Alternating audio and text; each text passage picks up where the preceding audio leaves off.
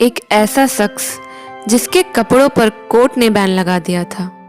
जी हाँ, इन्हें काले रंग के कोट पहनने की परमिशन नहीं थी और ये बैन खुद कोर्ट ने लगाया था इन पर। बात हो रही है 40s के सुपरस्टार और हिंदी फिल्मों के पहले लेजेंड देवानंद साहब की। ऐसा कहा जाता है कि ये काले कोट में इतने हैंडसम लगते थे कि लड़कियां इनको देखने के लिए छतों से कूद जाया करती थी और इसी कारण से कोर्ट ने देवानंद को ब्लैक कोट पहनने से मना कर दिया था। देवानंद का जन्म 26 सितंबर 1923 को ब्रिटिश इंडिया के पंजाब के गुरदासपुर जिले की सकरगढ़ तहसील में हुआ था। देवानंद का पूरा नाम धर्मदेवत्त पिसोरीमल आनंद है। इनके पिता पिसोरी लाल आनंद एक जाने माने वकील थे। 5 भाई बहनों में ये तीसरे नंबर पर थे। लाहौर के गवर्नमेंट कॉलेज से बीए करने के बाद देवानंद ने मुंबई की तरफ रुख किया। देवानंद ने अपना करियर किसी फिल्म स्टूडियो या किसी फिल्म से नहीं किया था, बल्कि चर्च गेट स्थित मिलिट्री सेंसर्स ऑफिस से किया था। पहली नौकरी में उनका वेतन मात्र 165 रुपये प्रति माह था। इसके बाद देवानंद ने अपने बड़े भाई चेतन आनंद की थिएटर एसोसिएशन ज्वाइन कर ली।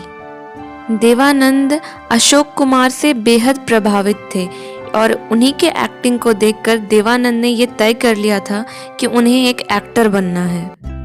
देवानंद को पहली बार एक्टर सुरैया के साथ फिल्मों में ब्रेक मिला। देवानंद इस रोल को पाकर काफ़ी खुश थे और इसी फिल्म के शूटिंग के दौरान दोनों के बीच प्रेम प्रसंग शुरू हो गया। इन दोनों ने साथ साथ टोटल 7 फिल्मों में काम किया और सारी फिल्में बॉक्स ऑफिस पर हिट रहीं। देवानंद और सुरैया के प्रेम के चर्चे भी खूब हुए, लेकिन फिर आगे जाकर सुरैया की नानी की वजह से ये रिश्ता टूट गया, क्योंकि सुरैया एक मुस्लिम थी और देवानंद जी हिंदू। उनकी नानी को ये रिश्ता पसंद नहीं था। इसके बाद फिर सुरैया ने कभी भी शादी नहीं की। सुरैया से अलगाव के बाद देवानंद बिल्कुल अकेले रह गए थे। इसी दौरान उनकी मुलाकात कल्पना कार्तिक से हुई। कल्पना को उनके भाई चेतन आनंद ने फिल्म बाजी में काम करने के लिए कास्ट किया था। फिल्म सेट के अलावा भी देवानंद और कल्पना मिलने लगे। दोनों को एक दूसरे का साथ काफ़ी अच्छा लगने लगा था। बाजी की सफलता के बाद दोनों ने एक साथ टैक्सी ड्राइवर में काम किया और फिर इसी फिल्म के सेट पर ही दोनों ने शादी कर ली और इसके बाद इन दोनों के 2 बच्चे भी हुए। पर आगे जाकर भी ये शादी ज़्यादा दिनों तक नहीं चली और कुछ निजी कारणों के वजह से दोनों फिर अलग अलग रहने लगे। देवानंद ने लगभग 100 फिल्मों से अधिक फिल्मों में काम किया। साल 1959 में उन्हें फिल्म काला पानी के लिए सर्वश्रेष्ठ अभिनेता का पुरस्कार मिला।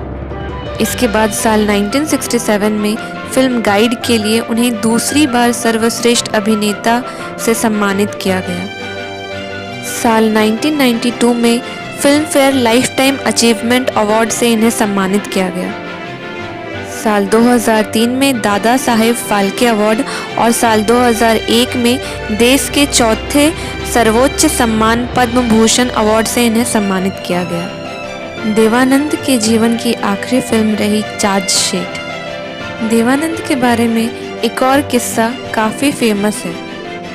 ऐसा कहा जाता है कि इंदिरा गांधी देवानंद को बिल्कुल भी पसंद नहीं किया करती थी और इस नफरत के पीछे एक किस्सा छुपा हुआ है। इंदिरा गांधी ने जब इमरजेंसी की घोषणा की तब देवानंद ने जोरदार विरोध किया और उन्होंने इंदिरा गांधी को चुनौती दे दी थी और अपनी खुद की एक पॉलिटिकल पार्टी भी बना ली और इस पॉलिटिकल पार्टी में उन्होंने कई कलाकारों को भी जोड़ लिया था। उनकी पार्टी का नाम नेशनल पार्टी ऑफ इंडिया था। इस पार्टी की पहली रैली शिवाजी पार्क में हुई और इस रैली को सुनने के लिए काफ़ी लोगों की भीड़ जमा हो गई थी। इस रैली को देखकर उस वक्त की जो मेन स्ट्रीम पॉलिटिकल पार्टियां थी वो बिल्कुल डर गई थी। हालांकि बाद में जाके ये पार्टी टूट गई और फिर देवानंद ने राजनीति को अलविदा कह दिया।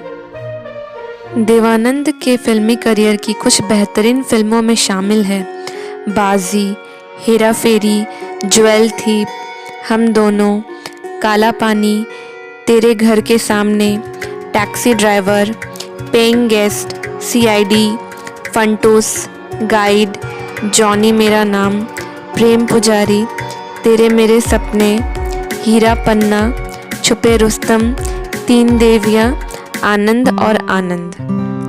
देवानंद ने फिल्मी जगत में सिर्फ एक्टिंग में ही काम नहीं किया, बल्कि उन्होंने डायरेक्शन, राइटिंग और प्रोडक्शन में भी काम किया।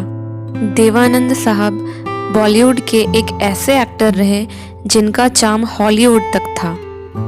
हॉलीवुड के फिल्म मेकर्स उन्हें ऑफर देते रहे कि आप यहाँ आ जाइए, हम आपको और भी बड़ा स्टार बना देंगे, पर देवानंद कभी नहीं गए उनके पास। देवानंद साहब का यह कहना था कि वह एक राष्ट्रवादी है, वह सिर्फ अपने देश के लिए ही काम करेंगे। देवानंद साहब ने लगभग 6 दशकों तक फिल्म इंडस्ट्री में राज किया और लोगों के दिलों पर बस गए। 3 दिसंबर 2011 जब देवानंद 88 इयर्स के थे, तब वो किसी काम से लंदन घूमने गए थे। जब वो रात को सोने गए, उसके बाद वो कभी जागे ही नहीं।